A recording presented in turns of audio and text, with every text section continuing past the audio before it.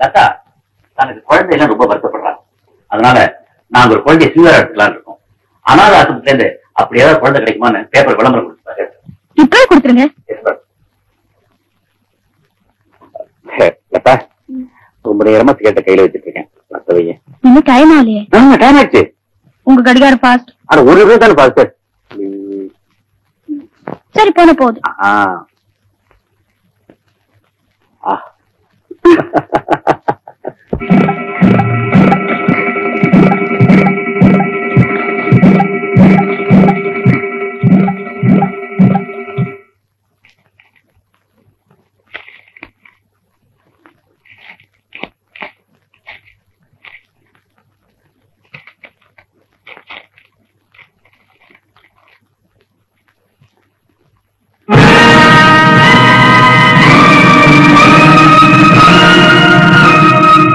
என்னப்பா ஜாகோ, குழந்தைக்காக விளம்பரம் கொடுத்துருந்தல்ல, 2 பதில் வந்திருக்கு. ஒண்ணு விழுப்புரம் ஆக விடுதல் இருந்து அங்க பெண் குழந்தை இருக்கா. பெண் குழந்தை வேண்டாப்பா. இன்னொன்னு மெட்ராஸ் ஆசிரமத்தில் இருந்து படி. தீனதயாள் ஆசிரமம், ஆண் குழந்தை, பெயர் சுரேஷ், தாயார் பெயர் கீதா, தகப்பனார் பெயர் தியாகராஜன். ஜீவனாம்ச பணத்துல குழந்தைய வளர்க்க முடியாம தாயார் அனாதை விடுதல விட்டுட்டாங்க. ஜாகோ அப்படி செய், நாளைக்கு நீயே போய் அந்த குழந்தைய எடுத்து வந்து. இல்ல சார், இதுக்கு நீங்களே போய் பார்த்து எடுத்து வந்து சார். ஓகே. இந்த வீட்டு சமையல்காரன் தானே? ஆமா. பேபி கேட்டா கொடுக்க வேண்டியதானே? காபியா? அவன் என்ன கேட்டேன்? உங்களோட பெரிய போராட்டமா போச்சு. காபிக்கு பேபி, சோறுக்கு சேரு, மோருக்கு பீரு. ஆமா, நீங்க சந்திராவுக்கு அம்மா வேஷம் கட்டுறதுக்கு முன்னால என்ன பண்ணிக்கிட்டு இருந்தீங்க? ஸ்பெஷல் நாடகத்துல ஹீரோயின் வேஷம் போட்டுக்கிட்டு இருந்தேன். இழிஞ்சது போ. தமிழ் தான் விளையாடுதுன்னு நினைச்சேன், இங்கிலீஷும் அப்படித்தானே? ஆமா, இங்க எப்படி அன்னாட கூலியா கான்ட்ராக்டா? அன்னாட கூலியா? கான்ட்ராக்டியா? 5000 ரூபாய். 5000 ரூபாயா? அதை வச்சுக்கிட்டு என்ன பண்ண போறீங்க? ஒரு நல்ல மாப்பிள்ளையா பார்த்து முட்டிக்கிட்டு கட்டிக்கிட்டு. அதான பார்த்தேன், அவன்ல முட்டிக்கணும். இந்த முடிப்பு தொழிலையே விட்டுட போறேன். அப்பாடா, நடிப்பு தொழில் தப்பிச்சது. ஆனா பாவம் மாப்பிள. அம்மா, கட்டிக்கிறதான் கட்டிக்கிறீங்க. சூடு சொரணை ரோஷம் மானம் எதுவுமே இல்லாத புறம்போக்கு பயலா பார்த்து கட்டிக்கிங்க. அதுதான் உங்களுக்கு நல்லது, அவனுக்கு நல்லது. சீதாபதி, அந்த புறம்போக்கு பையன் நீதான்.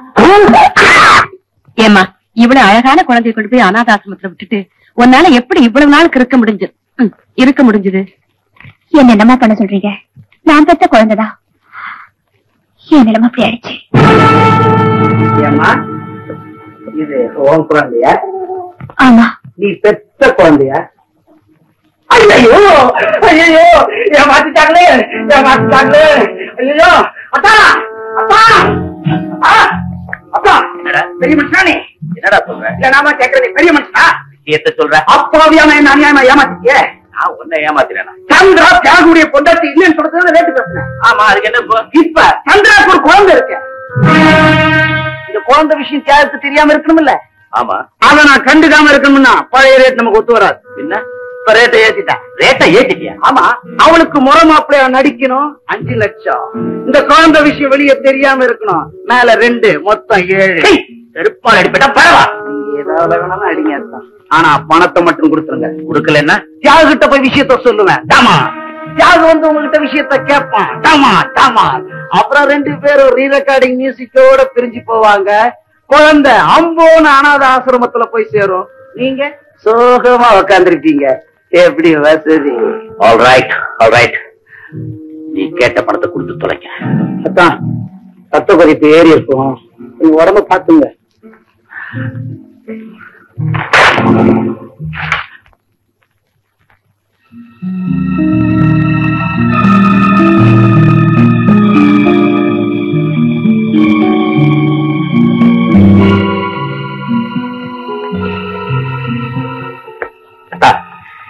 என்ன ஆனாலும் பரவாயில்ல, அவனை சுட்டு கொண்டுட்டுமா?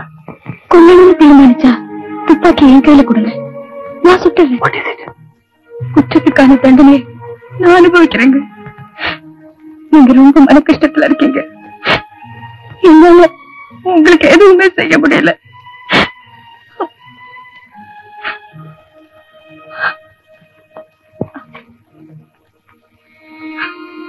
இந்தாங்க.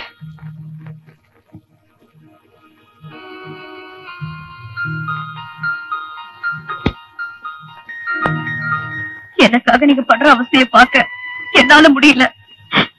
நான் வேணும்னா இப்பவே குழந்தை எடுத்துட்டு போயிடுறேங்க. சந்திரா, 10 மாசம் தன் குழந்தைய சுமந்த ஒரு தாய் பிரசவ வேதனை அனுபவிச்சதுக்கு அப்புறம் தான் தன் குழந்தைய பார்த்து சந்தோஷப்படுவோம். அதே மாதிரி நீயும் உன் புருஷனும் ஒன்னா சேர்ற அன்னைக்குதான் எங்க துன்பத்தை எல்லாம் மறந்து நாங்க சந்தோஷப்பட போறோம். நீ போய் தூங்குமா.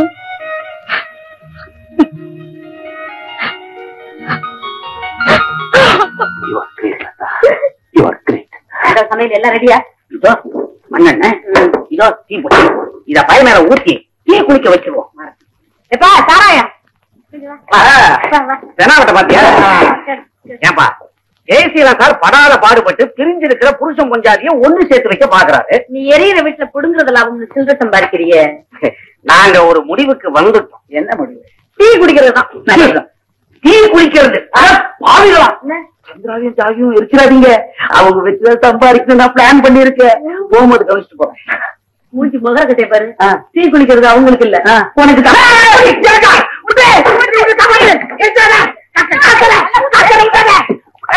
ஐயோ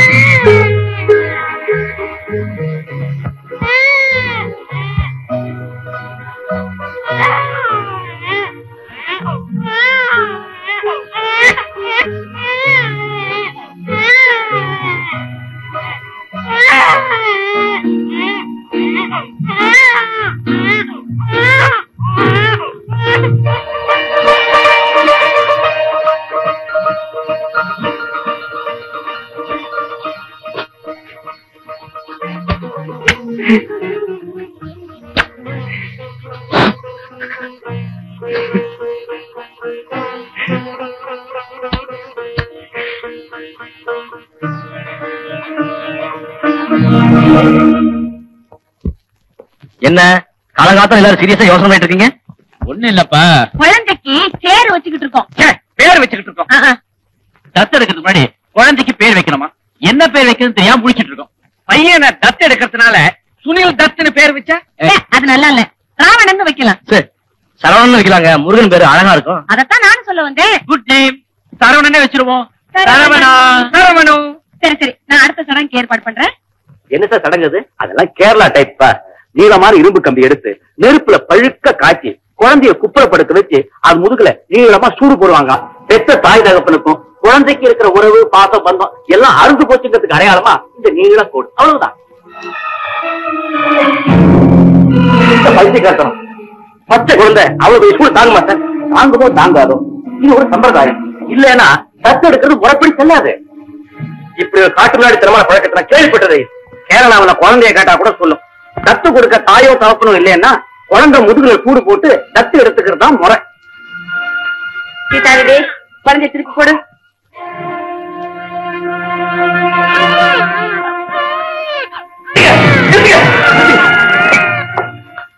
குழந்தை ஒண்ணு செஞ்சிடாதீங்க. தத்து கொடுக்க அப்பம் தானே வேணும். நான் இருக்கேன். யாகோ யாரு பண்ணாலும் குழந்தைய தத்து கொடுக்க முடியாதுப்பா.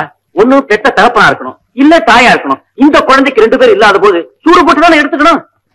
அந்த குழந்தைக்கு தகப்ப நான் தான் தத்துவேன்.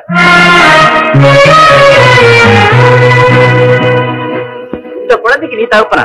என்னப்பா புதுசா கதை விடுற? சத்தியமா சொல்றேன், அது ஏன் குழந்தைதான் சார். எனக்கு என் மனைவி விவாகரத்து ஆனதுக்கு அப்புறம் குழந்தைய வளர்க்க வழி இல்லாம அவதான் ஆசிரமத்தில் கொண்டு போய் சேர்த்துட்டா. தெய்வா தினமா அந்த குழந்தை நீங்க தத்தெடுத்துட்டீங்க. இதை ஏன் என்கிட்ட முன்னாடியே சொல்லல? என் கடந்த காலத்தை பத்தி நான் யார்கிட்டையும் சொல்ல விரும்புறேன். பின்ன இருக்கா இப்ப சொன்னேன். என்ன இருந்தாலும் அது ஏறத்த சார்.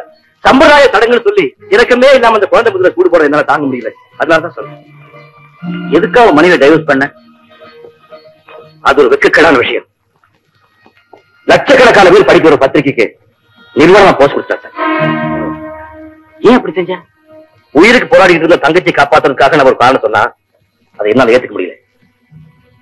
உன் மனைவி செஞ்சது மன்னிக்க முடியாத குற்றம் நீ நினைக்கிறியா? நிச்சயமா. என்னை பத்தி நீ என்ன நினைக்கிற? பெருந்தன்மையான குணம் படைச்ச ஒரு பெரிய மனுஷர் நீங்க. என் மனைவியை பத்தி கடவுள் உங்களுக்கு கொடுத்த வரப்பிரசாதம். அப்படியா? கொஞ்சம் என் கூட வரியா? கமான்.